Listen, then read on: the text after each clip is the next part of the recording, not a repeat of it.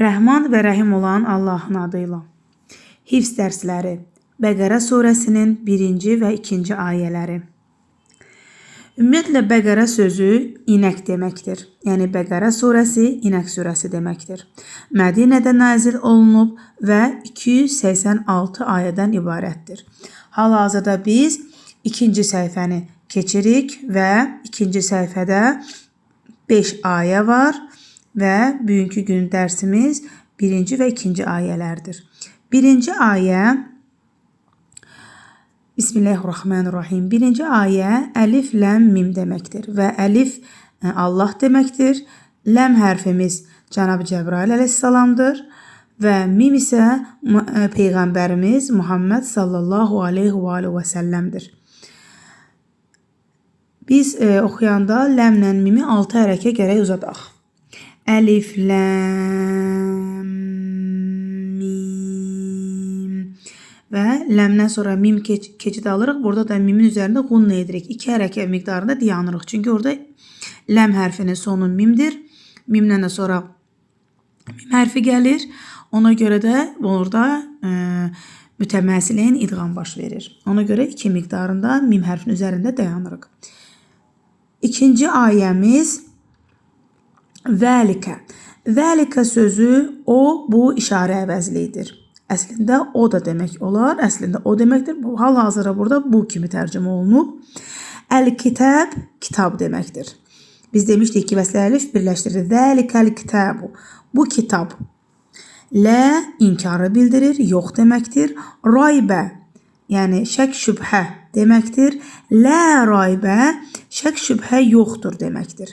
Yəni heç bir şək şübhə yoxdur deyə bilərik. Çünki inkarla başlayır.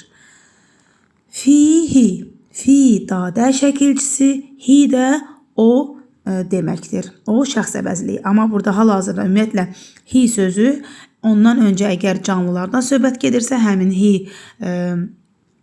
həmin canlıya aid olur. İstər cansız olsa da belə eynən hi ona aid olur. Hal-hazırdakı hi qayıdır kitaba. Yəni fihi, fi dadə hi, yəni o da deyə bilmərik, onda deyə bilərik. Yəni onun içində yaxud da onda. Buradakı fihi də gördüyünüz kimi boz rəngindədir, aşağıda da kitabda kimi tərcümə olunub. Yəni həmin o hi kitaba aid olduğuna görə elə yazılıb. Bu yerə qədər tərcümə etsək, bu kitabda heç bir şək şübhə yoxdur deyə bilərik. Ardınca hudən.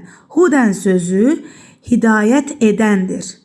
Yaxud da doğru yol göstərəndir. Lil muttəqin, li üçün deməkdir.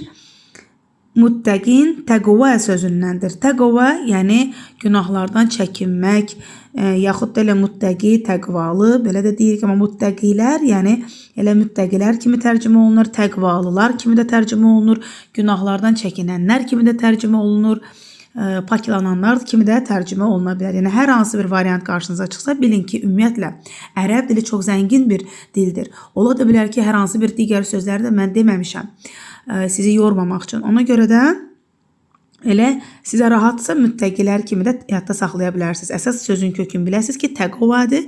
Təqva nə deməkdir? Yəni günahlardan çəkinmək. Hudəllil muttəqin, yəni muttəqilərə doğru yol göstərəndir. Yaxud da ki, muttəqilərə, təqvalıları hidayət edəndir də deyə bilərik. Əlif, ləm, mim. Zəlikəl kitabu lə raybə fih. Hudəllil muttəqin.